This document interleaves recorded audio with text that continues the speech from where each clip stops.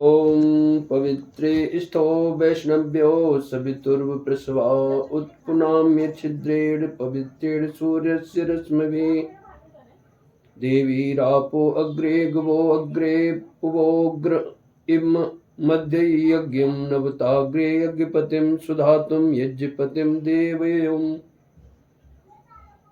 इस मंत्र में उपमा अलंकार है।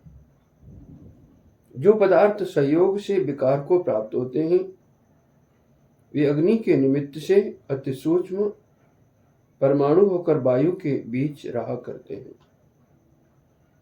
और कुछ शुद्ध भी हो जाते हैं, परंतु जैसे यज्ञ के अनुष्ठान से वायु और वृष्टि जल की उत्तम शुद्धि और पुष्टि होती है, वैसी दूसरे उपाय से कभी नहीं हो सकती।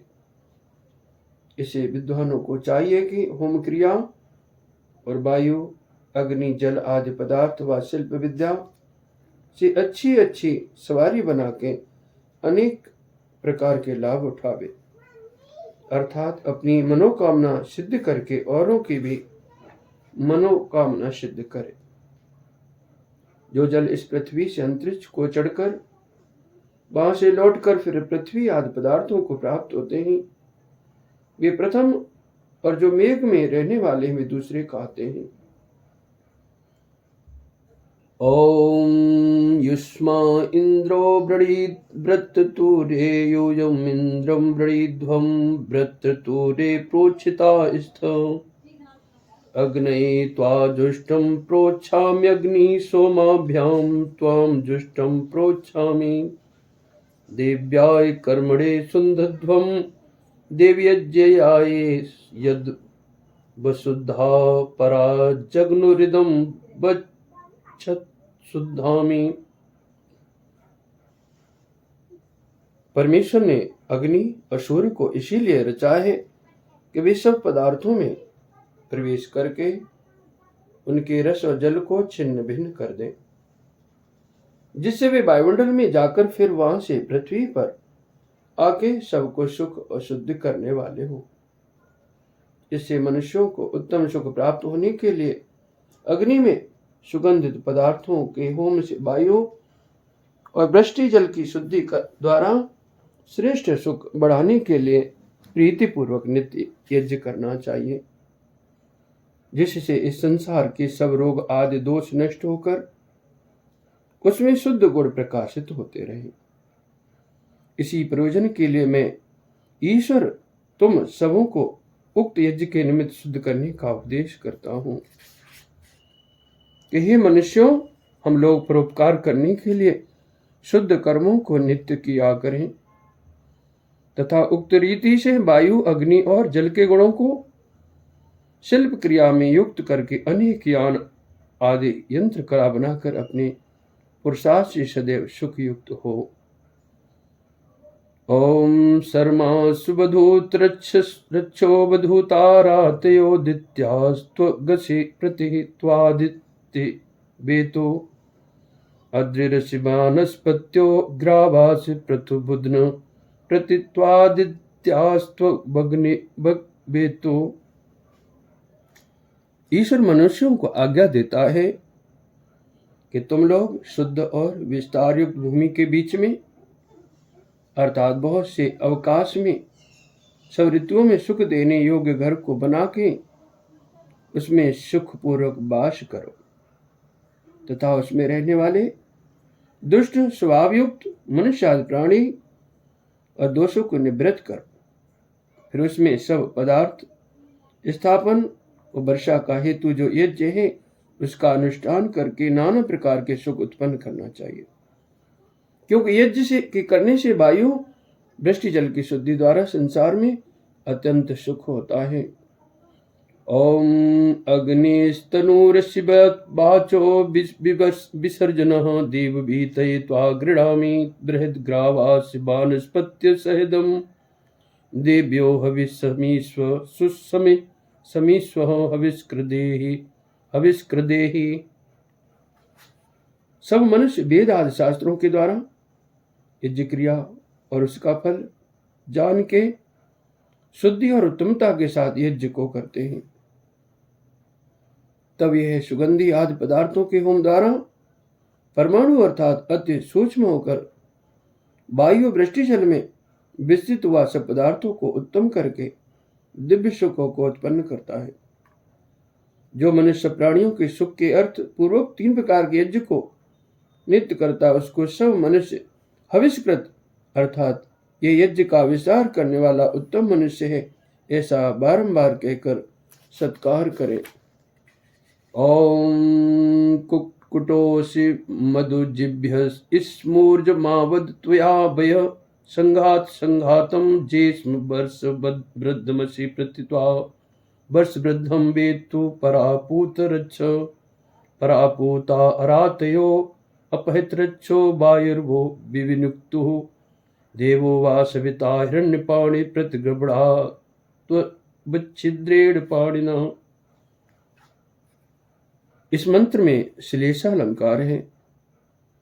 परमेश्वर सब मनुष्यों को आज्ञा देता है कि यज्ञ का अनुष्ठान, संग्राम में शत्रुओं का पराजय, अच्छे अच्छे गुणों का ज्ञान, विद्वानों की सेवा, दुष्ट मनुष्य व दुष्ट दोषों का त्याग तथा सब पदार्थों को अपने ताप से छिन्न भिन्न करने वाला अग्नि व सूर्य और उनका आदर धारण करने वाला वायु है। ऐसा ज्ञान और ईश्वर की उपासना तथा विद्वानों का समागम करके सब क्रियाओं को प्राप्त होके सबके लिए सब सुखों की उत्पन्न करने वाली उन्नति सदा करनी चाहिए। ओम धृष्टिरस्य पाग्नि अग्निमादम जहि निष्कृभ्याद सेधा देवेजम बहे ध्रुवमसि पृथ्वी द्रह ब्रह्म बनी त्वा छत्र बनी सजा तवन युपद धाम भ्रातव्यस्य बधाय। इस मंत्र में श्लेषा अलंकार है। सर्वशक्तिमान ईश्वर ने यह भौतिक अग्नि आम अर्थात कच्चे पदार्थ जलाने वाला बनाया है। इस कारण भस्म रूप पदार्थों के जलाने को समर्थ नहीं है, जिससे कि मनुष्य कच्चे कच्चे पदार्थों को पकाकर खाते हैं तथा जिस करके सब प्राणियों का खाया हुआ अन्न आदि द्रव्य पकता है वह जाठर, और जिस करके मनुष्य लोग मरे हुए शरीरों को जलाते हैं वह क्रव्यात अग्नि कहता है।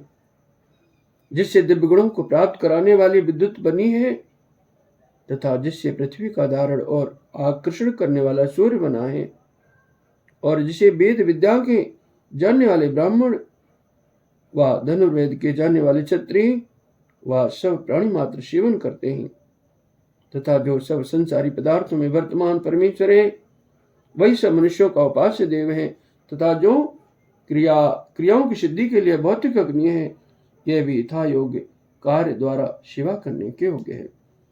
फिर भी अग्नि शब्द से अगले मंत्र में फिर दोनों अर्थों का प्रकाश किया। ओम अग्नि ब्रह्म ग्रबणी स्वह धरुणमस्यंतरिक्षम द्रहे ब्रह्मवनी त्वा छत्रवनी सजात बन्यो पदधाम भ्रातव्यस्य बधाय धर्त्रमसि दिवं द्रह ब्रह्मवनी त्वा छत्रवनी सजातवन्यो पदधामी भ्रातव्यस्य बधाय विश्वाभ्यस्त्वा साभ्य उपदधामि चित्त स्थोर्ध्व चितो भृगूणाम अंगिरसाम तपसा तप्यध्वम।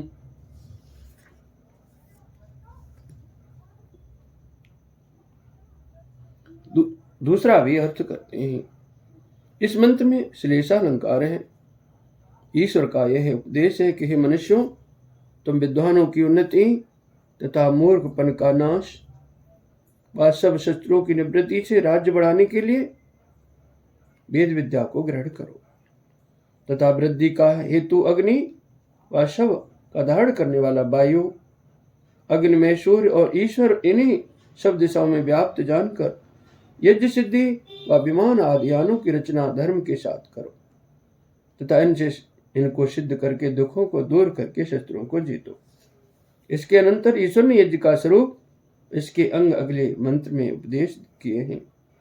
ओम सर्मास बधूत रच्छो बधूता अरातयो दित्यास्त्व बगसि प्रतित्वादितिर्वेतु दिशड़ास पर्वती प्रति त्वादित्यास्त्व भगवेतो दिवा स्कम्भ नीरसि दिशरासि पार्वती प्रतित्वा पार्वती बेतो। मनुष्यों को अपने विज्ञान से अच्छी प्रकार पदार्थों को इकट्ठा करके उनसे यज्ञ का अनुष्ठान करना चाहिए, जो कि दृष्टि व बुद्धि का बढ़ाने वाला है। वह अग्नि और मन से सिद्ध किया हुआ सूर्य के प्रकाश को त्वचा के समान सेवन करता है। किस प्रयोजन के लिए उक्त यज्ञ करना चाहिए, सो अगले मंत्र में प्रकाश किया है। ओम धान्यमस्य धुनि देवान प्राणाय तो दानाय त्वा व्यानाय त्वा दीर्घामनु प्रसिद्धिमाय से धाम देवो वा सविता हिरण्यपाणि प्रतिगृह्णात् छिद्रेण पाणिना चोत्वा महीना पयो असि। इस मंत्र में लुप्तोमा अलंकार है।